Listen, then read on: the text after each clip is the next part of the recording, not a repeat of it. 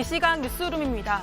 주말 검사 건수가 큰 폭으로 줄면서 코로나19 신규 확진자가 닷새 만에 다시 300명대로 떨어졌습니다. 정부는 오늘 오후 사회적 거리 두기 단계를 조정할지 발표할 예정인데요.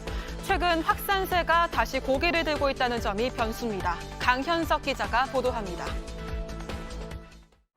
오늘 0시 기준 국내 코로나19 신규 확진자 수는 전날보다 103명이 줄어든 355명입니다. 국내 지역 발생이 325명, 해외 유입 사례가 30명입니다. 닷새 만에 다시 300명대에 들어섰지만 확산세가 꺾인 것은 아닙니다. 전날 검사 건수가 4만 7천여 건이었지만 오늘은 2만 4천여 건에 그쳤기 때문입니다. 특히 IM 성교회나 서울 한양대병원 등 크고 작은 집단 감염 사례가 계속되고 있습니다. 정부는 최근 확산세를 감안해 오늘 오후 사회적 거리 두기 단계를 조정할지 여부를 발표합니다. 당초 확산세가 다소 꺾이면서 조치를 완화할 수 있다는 관측이 나왔지만 최근 들어 다시 늘어난 확진자 수가 변수입니다. 한 사람이 감염시키는 인원을 뜻하는 감염 재생산 지수가 다시 1을 넘어선 점도 문제입니다.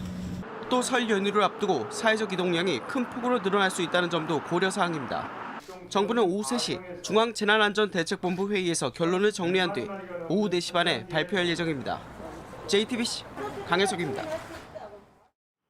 코로나19에 걸린 산모의 아기 대다수에게 항체가 발견됐다는 연구 결과가 나왔습니다. CNN에 따르면 필라델피아 아동병원의 더스틴 플래너리 박사 등은 1,400명이 넘는 산모와 신생아를 조사했습니다. 그 결과 코로나19에 감염됐던 임신부 83명 중 72명의 아기가 항체를 가진 것으로 확인됐습니다. 코로나19에 감염된 엄마로부터 태어난 아이가 바이러스에 감염된 사례는 없었습니다. 새빨간 불길이 하늘로 치솟습니다. 오늘 새벽 3시 5분쯤 강원도 원주에 있는 한 재개발 지역에서 불이 났습니다. 이 사고로 필리핀 국적의 70대 할머니와 손주 2명 등 3명이 숨지고 2명이 다쳤습니다.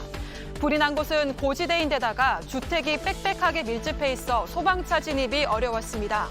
불은 집 2채를 태운 뒤 1시간 20분 만에 꺼졌습니다. 끝으로 날씨입니다. 일요일인 오늘 전국의 낮 기온이 올라 포근하겠습니다. 하지만 밤부터는 수도권을 시작으로 전국 대부분의 지역에서 비가 내리겠습니다. 강우량은 중부지방이 5mm 안팎, 전남과 경남은 5에서 30mm, 제주도에는 20에서 60mm로 예상됩니다. 미세먼지 농도는 경기 남부와 충청권, 전북, 대구에서 나쁨 수준을 보이겠고 그 밖의 지역에서는 보통 수준이겠습니다. 지금까지 이 시각 뉴스룸이었습니다.